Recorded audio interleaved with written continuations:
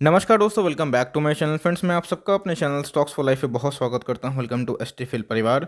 दोस्तों, बात की जाए पोर्टफोलियो मैनेजमेंट की। जी हाँ दोस्तों, मैं पोर्टफोलियो मैनेजमेंट के ऊपर भी आप सबको बोलते रहता हूं कि किसका क्या वेटेज होना चाहिए, नहीं होना चाहिए।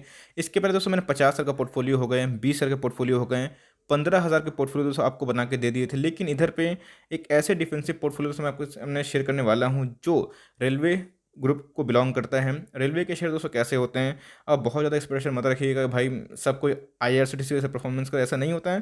लेकिन जिनको 15 से 17%, 20% एक सीएजीआर सेल्स का ग्रोथ चाहिए, एक प्रॉफिट मार्जिन चाहिए, एक अपना लाइक कंपाउंडिंग इफेक्ट चाहिए, तो फ्रेंड्स ये सब स्टॉक अच्छा खासा कर लेते हैं। तो गाइस 5 स्टॉक का मैंने बास्केट बनाया है, पोर्टफोलियो ऑफ द बास्केट, जहां पे आपको 20 साल का निवेश करना है। लॉन्ग टर्म का गेम खेलना है 15-20 साल का। ऑफकोर्स जैसे मैंने बताया कि बहुत ही हाई एक्सप्रेशन मत रखिएगा, 15 से 17% खराब नहीं होता है। बिकॉज अगर दोस्तों आपको एफडी से दोगुना मिल जाता है कोई भी एक डिफेंसिव स्टॉक में, जिसमें गारंटी होती है कभी डूबेगा नहीं, गवर्नमेंट का बैकअप होता है और रेलवे के शेयर होते हैं। ऑफकोर्स रेलवे का डिमांड कभी खत्म होने वाला नहीं है। यस, एक दोस्तों प्राइवेटाइजेशन होता है तो इसके ऊपर एक खतरा तो है, लेकिन मुझे लगता है वो खतरा नहीं है। बिकॉज एक कोलैबोरेशन से ही हमें देखने को मिलेगा, एक इंटीग्रेशन पार्टनरशिप से ही कोई निजीकरण अगर इन फ्यूचर हुआ तो उधर पे ख्याल रखा जाएगा कि शेयर होल्डर को भी बेनिफिट हो। एनीवेज दोस्तों, अभी उस पर टिप्पणी नहीं दूंगा, लेकिन 20,000 का पोर्टफोलियो दोस्तों मैंने सेट किया है, जिसमें मैंने 5 स्टॉक को चूज़ किए हैं। और उसके पीछे का लॉजिक क्या है, बस 20,000 निवेश कर दीजिए 5,000 के रेलवे स्टॉक को, और उम्मीद कर सकते हैं कि मोरलेस दोस्तों 12% से ऊपर सीजर मिलेगा। और 15 से 17% अब उम्मीद कर सकते हैं 20 सालों में दोस्तों कंपाउंडिंग फिर अच्छी खासी हमें देखने को मिल जाएगी। चलिए दोस्तों, इस वीडियो को स्टार्ट करते हैं। चैनल फर्स्ट टाइम होंगे सब्सक्राइब कर सकते हैं इस क्वालिटी वीडियो को सबसे पहले एक्सेस करने के लिए। Now without delaying in for time, let's begin. Guys, सबसे पहले स्टॉक जिसको मैंने जगह देने की कोशिश करी है, जी हाँ, तो मैं आपको प्रोपोर्शन बताऊंगा कि कितने स्टॉक आपको रखने चाहिए 20 का पोर्टफोलियो में अगर बनाते भी हैं। तो सबसे पहले दोस्तों मैंने आईआरसीटीसी को जगह दी है। जी हाँ दोस्तों, इसमें मुझे बहुत ही ज़्यादा ग्रोथ दिखाई पड़ता है। बिकॉज इनके बिजनेस ऐसे हैं कि आने वाले कल में और भी अच्छा कर सकते हैं। बिकॉज कैटरिंग हो गए, टूरिज्म हो गया दोस्तों, आने वाले टाइम में और भी अच्छा कर सकते हैं। और जिस हिसाब से ये टिकट बुकिंग का बहुत ही अच्छा ऐप डिज़ाइन करके देते हैं, एक वेबसाइट बनाते हैं जहां दोस्तों इनको मल्टीपल सोर्स ऑफ इनकम भी जनरेट करते हुए देखने को मिल सकती है। तो आईआरसीटीसी दोस्तों एक बहुत ही अच्छा कंपनी है, जिसमें कोई भी डेट नहीं है, ऑल टाइम हाई के करीब चल रहा है। इधर फ्रेंड्स मैंने कितने बार आपको बोला भी था कि उठा सकते हैं। बिकॉज मैंने बताया भी था कि खोने के लिए कुछ नहीं है, पाने के लिए बहुत कुछ है। एक बार बस खाली न्यूज़ आने की देरी है कि ट्रेन खुल जाएंगे, उसके बाद भाई हाहाकार मच जाएगा।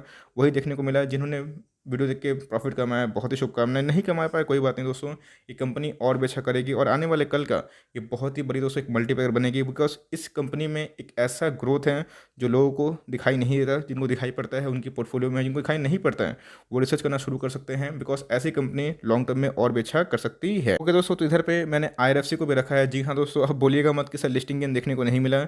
जिनको डिविडेंड का मजा भी चाहिए, 3-4% का डिविडेंड मिल जाए, और एक ऐसी कंपनी जो रेलवे को फाइनेंस करे, रेलवे को पूरा बैकअप दे और आने वाले कल में रहे, एक ऐसी कंपनी जिनके ऊपर कोई भी एनपीए नहीं है, बिकॉज गवर्नमेंट इनका पैसा मार नहीं सकते, एक ऐसी कंपनी जिनका वैल्यूएशन बहुत ही कम है, एक हाई डिविडेंड पेइंग कंपनी है, एक ह्यूज ग्रोथ वाली कंपनी है।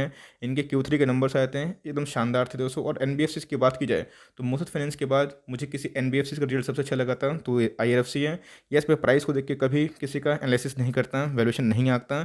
मैं दोस्तों उनके फंडामेंटल्स आंकता हूँ। ये बहुत ही चीप है और मुझे लगता है कि लॉन्ग टर्म निवेशक को ज़रूर दोस्तों इस पर ध्यान देना चाहिए और लॉन्ग टर्म की पारी खेलनी चाहिए। ऑफकोर्स मैंने इनको भी रखा है, तो मेरी सेकंड प्राथमिकता दोस्तों आईआरएफसी होती है। तीसरा स्टॉक दोस्तों जो मैंने पोर्टफोलियो में उसको जगह दी है, ऑफकोर्स आरवीएनएल। जी हाँ दोस्तों, अगर आपको पूछा जाए कि एक ऐसी कंपनी जो इंफ्रास्ट्रक्चर पे काम करती है, बात की जाए छोटी कंपनी होनी चाहिए, ग्रोथ भी होनी चाहिए, तो जी हाँ दोस्तों आरवीएनएल एक छोटा सा जी कंपनी दिखाई पड़ती है। लिस्टिंग के बाद आप देख सकते हैं उतना गेन देखने को नहीं मिल रहा है, बट फिर भी दोस्तों कंपनी बहुत ही शानदार है। कंपनी में रिसेंटली ही आपने देखा था कि ऑल टाइम हाई को टच किया था, उसके बाद गिरावट है। तो इधर पे एक ओएफएस का न्यूज़ हमें भी देखने को मिल जाए, आर्कन में देखने को मिल गया। तो इधर बात की जाए तो आरवीएनएल बहुत ही अच्छी कंपनी मुझे दिखाई पड़ती है। यस, डेट है इनके ऊपर, इस बात का ध्यान रखिएगा, बट जैसे मैंने बताया कि गवर्नमेंट का बैकअप है तो कभी कंपनी खत्म नहीं होगी, इसलिए दोस्तों मैंने इसको भी अपने पोर्टफोलियो में जगह दे दी है। चौथी कंपनी दोस्तों डेफ्री कंपनी है और आने वाले कल में आपको पता है कि जिस हिसाब से ब्रॉडबैंड, इंटरनेट, आईसीटी डिपार्टमेंट बढ़ रहे हैं, इंफॉर्मेशन टेक्नोलॉजी, तो आने वाले कल में इनका और भी अच्छा हो सकता है, मंगलमय हो सकता है। तो मेरे हिसाब से दोस्तों रेलटेल कॉर्प ऑफ इंडिया ये बहुत शानदार कंपनी है, बहुत ही ताबड़तोड़ लिस्टिंग गेन देखने को मिला। लिस्टिंग प्राइस से बात की जाए तो ऑलमोस्ट दोगुना का हाई देखने को मिल रहा था। जीरो डबल ए कंपनी है और आने वाले टाइम में अच्छा कर सकती है। 15 से 20% CAGR दोस्तों आप मोर लेस एक्सपेक्ट कर सकते हैं। ऐसे कंपनी लॉन्ग टर्म में अच्छा कर सकती है, जिनको स्लो एंड स्टडी रिटर्न चाहिए, जिनको एक अच्छा खासा डिविडेंड भी चाहिए। तो दोस्तों इधर पे मैं चौथी जो प्रेफरेंस है वो मैंने रेलटेल कॉर्पोरेशन को दे दी है। At last but not least दोस्तों, मैंने अर्कन को भी जगह दी है। ऑफकोर्स आपको पता है कि अभी की बात की जाए तो गवर्नमेंट ने अपने पूरे जो डाइवेस्टमेंट का प्लान था, डिसइन्वेस्टमेंट भी बोला जाता है दोस्तों, कि उनको प्लान को सक्सेसफुली ठीक ठाक करते हुए देखने को मिल रहा है। यस, गवर्नमेंट के पास बहुत सारे और भी विकल्प है दोस्तों कि पैसा उठाना, इसलिए एलआईसी का आईपीओ देखने को मिल रहा है। इसलिए गवर्नमेंट ने क्या किया, जिनके पास अच्छा खासा स्टेक था जिन शेयर्स में, उनके माल को काटे हैं। तो अर्कन की बात की जाए तो अब कोई खतरा नहीं रहा कि हमें लाइक जो स्टेक है 75% से कम करना पड़ेगा। तो इधर पे दोस्तों मुझे अर्कन इंटरनेशनल भी एक अच्छा बेट लगता है, और दोस्तों मैंने इसको 5वां शेयर के रूप में रखा है। तो गाइस आप देख सकते हैं, सबसे पहला जो हमारा प्राथमिकता था और जिसको मैंने सबसे ज़्यादा वेटेज दिया है, डिफरी कंपनी है, ह्यूज ग्रोथ है, आने वाले टाइम में दोस्तों और भी अच्छी कंपनी बन सकती है। तो IRCTC 1945 के भाव पर दोस्तों मैंने 4 शेयर खरीदने की राय दी है। जी हाँ, मैं लॉन्ग टर्म की बात बोल रहा हूँ, इधर पे वैल्यू इन्वेस्टिंग की बात मत करिएगा, क्योंकि दोस्तों आपको सबको पता है कि 2000 का स्टॉक है। मुझे लगता है कि और भी अच्छा कर सकता है। 2500 क्या दोस्तों, 4 क्या 5 है भी जाएगा, और बस आपको पेशेंस चाहिए और फेथ चाहिए इसको होल्ड करने के लिए। बिकॉज कंपनी में कोई भी डेंट नहीं है, कंपनी पे कर्जा भी नहीं है, और कंपनी का दोस्तों जो डिमांड है मार्केट में अपने आप में बहुत ही अच्छी खासी हमें दिखाई पड़ती है। तो 4 स्टॉक खरीदने की मेरी राय है दोस्तों 20 का पोर्टफोलियो में, और जिसका पूरा कुल भाव 7,776 मीन 7776 निकल के आता है।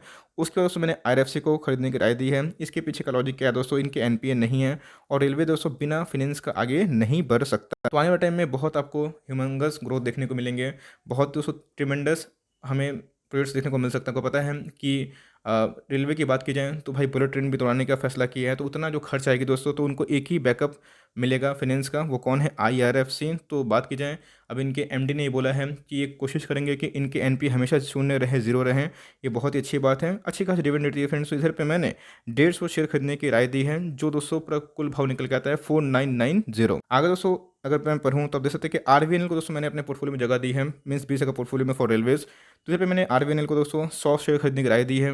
बिकॉज RVNL की बात की जाए, इंफ्रास्ट्रक्चर भी बहुत इंपॉर्टेंट है, तो भाई इसका ख्याल भी रखना पड़ेगा। जो मोर और लेस 10-12% हमें देखने को मिलता है, 15% के राउंड देखने को मिलता है।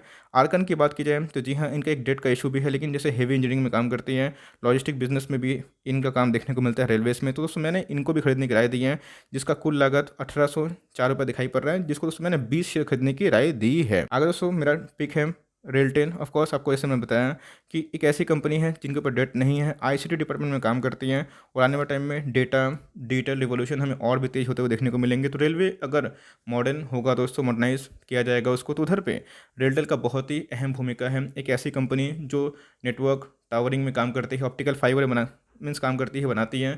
तो इस पर देखना बनता है दोस्तों। रिसेंटली आपको पता है कि BSNL का भी 25 करोड़ का, 25 शेयर बोलना माफ़ करिएगा, 25 करोड़ का दोस्तों हमें एक अच्छा खासा डील होते हुए देखने को मिला। तो मेरे हिसाब से ये 5 स्टॉक पे अगर 20 शेयर का निवेश करते हैं और लॉन्ग टर्म तक सोचते हैं, तो ये दोस्तों आपको अच्छा खासा रिटर्न देखने को मिल सकता है। पूरा कुल लागत आप देख सकते हैं कि 20,125 दिखाई पड़ रही है। तो कैसे कैलकुलेशन मैंने नहीं किया, बट फिर भी मैंने बताया है कि इधर पे अगर आप चाहें तो एक अलग सा पोर्टफोलियो बना सकते हैं। बहुत लोग भाई 20 शेयर को अफोर्ड नहीं कर सकते हैं, बहुत लोग कर पाएंगे।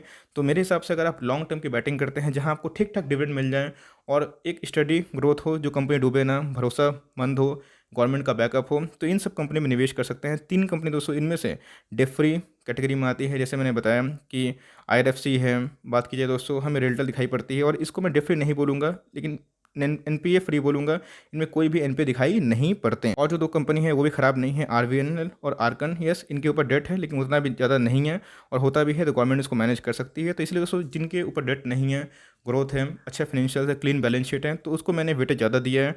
और इधर पे आप चाहें तो अपने अकॉर्डिंग प्लस माइनस कर सकते हैं। तो अगर 20 साल का गेम प्ले करते हैं, तो ऑफकोर्स मुझे लगता है कि लॉन्ग टर्म तक दोस्तों आपको एक स्लो एंड स्टडी रिटर्न देखने की उम्मीद हो सकती है। So for timing that's the end of the video. दोस्तों वीडियो कैसे लगी कमेंट बॉक्स में जरूर बताइएगा, और 20 साल के पोर्टफोलियो में कौन कौन से और स्टॉक आप चाहे तो मीन्स किसी को प्लस माइनस कर सकते हैं, उसका भी दोस्तों सुझाव दे सकते हैं। मेरे हिसाब से आइडियल 20 साल के लिए सही है, रेलवे के स्टॉक्स में जाइए। अगर लॉन्ग टर्म निवेशक हैं, डिफेंसिव खेलना चाहते हैं, ठीक ठाक डिविडेंड चाहते हैं, तो 20 हज़ार का निवेश करके छोड़ सकते हैं। होप सो दोस्तों ये निवेश के अमाउंट आपको लॉन्ग टर्म में अच्छा खासा रिवॉर्ड कर दे। अगर वीडियो अच्छी लगे तो एक लाइक कर देगा, चैनल फर्स्ट टाइम होंगे तो सब्सक्राइब भी कर सकते हैं। फर्दर कोई डाउट है ड्रॉप करना भूलो, कुछ तो रिव्यू चाहिए उसका नाम भी ड्रॉप कर सकते हैं।